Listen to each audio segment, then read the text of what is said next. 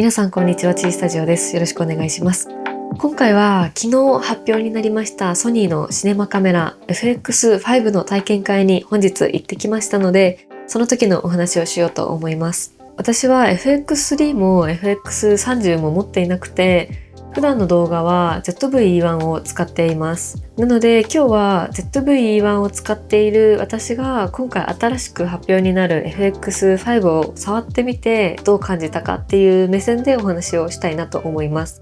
シネマカメラに詳しい方向けの深いレビューっていう感じではないんですけど、その分同じように ZV-E1 だったりとか α シリーズを使っている方には参考になる部分もあるんじゃないかなと思います。ぜひ最後までご覧ください。このチャンネルではカメラのある暮らしをちょっと素敵にをコンセプトに機材レビューや作例紹介、あとは 3D プリンターで作ったカメラアイテムをお届けしています。現在 YouTube のチャンネル登録者1万人を目指して頑張っておりますので、ぜひチャンネル登録やコメントをいただけると励みになります。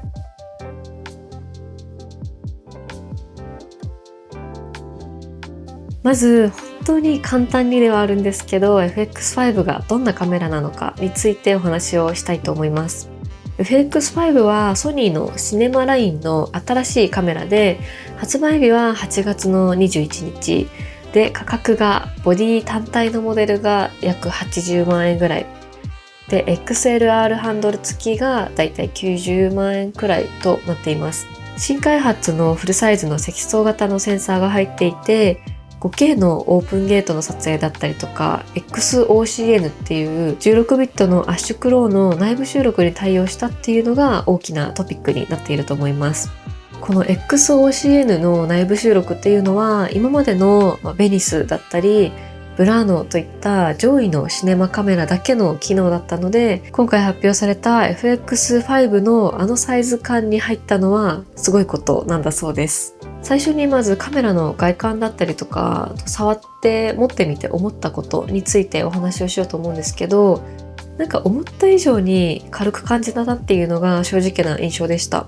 重量はだいたい 700g ぐらいなので、数字を見ると ZV-E1 よりも多分 250g ぐらいは重いと思うんですけど、グリップの程よい深さというか意外と握りやすくて、私が使っている ZV-E1 はグリップがもうちょっと浅めなので、どうしてもレンズ側に重心を取られるような感じがあったんですけど、 FX5 はずっしりくるっていうような感じでは意外となかったんですよね。そして録画ボタンもめちゃめちゃ大きいですし、もしかしたら、FX シリーズの中では当たり前なのかもしれないんですけど、録画中にその録画ボタンが光ってくれるのはなんかめちゃめちゃありがたいなと思いました。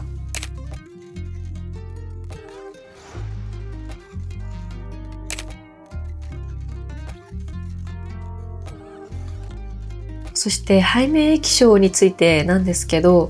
想像以上に大きくて、しかもとっても綺麗だなっていうことに驚きました。 3.5 型で約276万ドットっていうことで、数字だけ見ても ZV-E1 のモニターよりもだいぶなんか精細な気がします。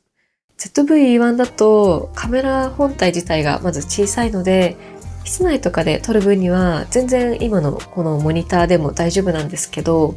少し離れて自撮りするときにはちょっと困ってたんですよね。かといって外部モニターをつけると重くなってしまうので、私は持ってなくて、 FX5 の液晶はチルトだけじゃなくてバリアングル的な動きにも対応した4軸の可動式になっていて、上下のこのチルトと横への展開と回転が全部できてしまいます。ここはすごく魅力的だなと思いました。やっぱり液晶が大きいってすごいいいことなんだなっていうのを改めて感じましたね。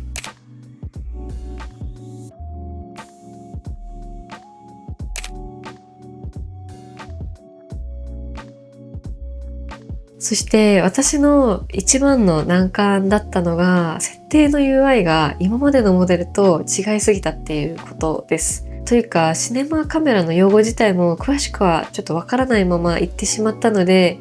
そこは勉強不足だなと思ったんですけど、フォーカスの設定を変えるだけでも私はちょっと苦労しました。体験会自体は1時間半くらいで、触っている時間もあっという間だったんですけど、スタッフさんに教えてもらいながらじゃないとわからなかったりとか、ちょっと見つけられない設定もありました。そこはもう少し私に知識があれば、もっといろんな設定で撮影ができたのになっていうふうに思うと、ちょっとそこが心残りです。続いては性能面についてもちょっとお話をしていこうかなと思います。ZV-E1 ユーザーの私が一番驚いたのはオートフォーカスの速さです。体感の話なので計測とか特にしたわけではないんですけど、ピント合わせが本当に速くて正確になってる気がします。それから手ブレ補正自体も良くなっている気がしました。私の ZV-E1 にもダイナミックアクティブモードが搭載されていて、FX5 にも同じモードがあるので使ってみたんですけど、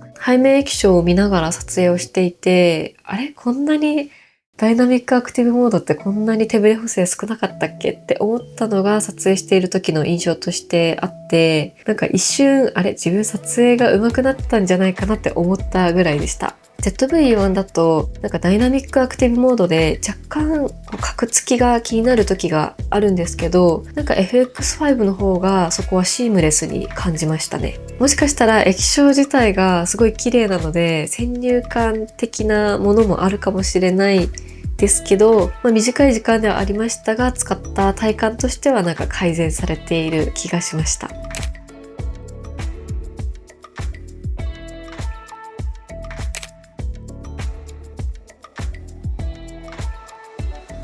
それから FX5 には専用のハンドルユニットも用意されています。このハンドルユニットには XLR でのマイク入力なども兼ねているものになっていて、マルチインターフェースシューと接続することでカメラ内で記録をすることができるようになっています。今からマイクを買うとしたら32ビットにしっかり対応しているものが最低限のスペックなのかなとも思っているので、この32ビットフロート対応っていうのも順当にスペックアップで魅力的だと思います。あと個人的に気になっていたのがビューファインダーです。FX5 は後付けの EVF に対応していて、それも短い時間でしたけど試してきました。別売りの DVF-EL1 っていうファインダーで覗いた時の見え方が思った以上に綺麗でした。私は写真を撮るときは絶対にファインダーが欲しいタイプなんですけど、動画を撮るときにも上から覗き込むような感じの撮り方ができるとめちゃめちゃ撮りやすくなるだろうなと思いました。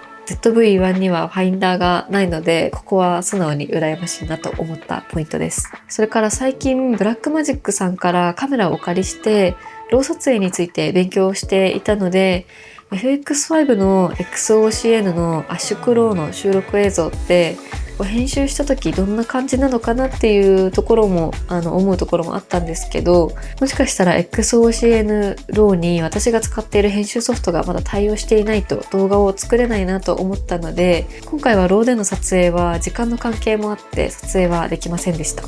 FX5 は XOCN の16ビットの内部収録に対応していて、圧縮率の違うモードが3つ選べるっていうことなので、発売後に機会があればぜひそこは試してみたいなと思う部分です。XOCN の収録には CF エクスプレスカードのタイプ A の VPG400 の対応カードが必要になるそうなので、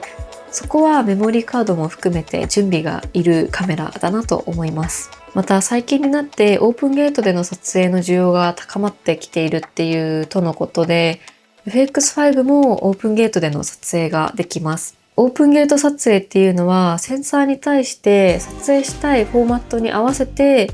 クロップとかをして撮影するっていう方法ではなくて、センサーのピクセルを全て使用して動画収録ができるっていうやり方になります。例えば 4K などだと16対9の比率で 3840×2160 ピクセルっていうのが決まっていて、これを一般的なフルサイズセンサーの3対2に合わせると上下の部分で大きくクロップされて撮影されるので、センサー全体を使っているっていうわけではなくなりますよね。16対9だけの撮影であれば、いいとは思うんですけど、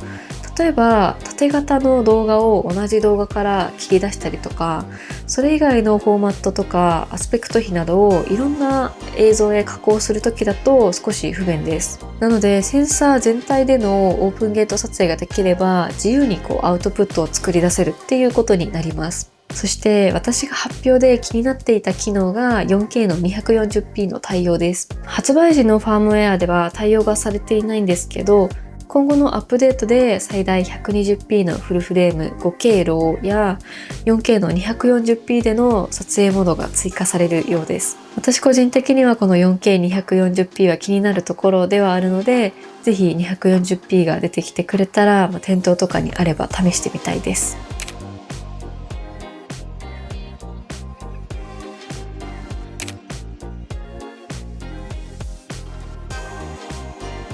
はい、というような感じで、個人的に FX5 で一番いいなと思ったところは、やっぱり背面液晶が大きくて綺麗なところと、ビューファインダーが付けられるっていうところです。改めて発売日は8月の21日。価格はボディ単体で約81万円となっています。今回発表された FX5 は私にはちょっともったいなすぎるくらいスペックが盛り込まれていて、正直わからないものもたくさんあったんですけど、改めてソニーのシネマカメラに触れることができたいい機会だったなと思います。カメラについてもっと勉強したいなと強く感じた、そんな一日でした。この動画が FX5 が気になっている方の参考になれたら嬉しいです。コメントで FX5 のここが気になるなども教えていただけると嬉しいです。それでは今回の動画はここまでです。最後までご視聴いただきありがとうございました。この動画が参考になりましたら、ぜひ高評価とチャンネル登録いただけると嬉しいです。現在 YouTube のチャンネル登録者1万人を目指しておりますので、ぜひ登録いただけると励みになります。ではまた次回の動画でお会いしましょう。ありがとうございました。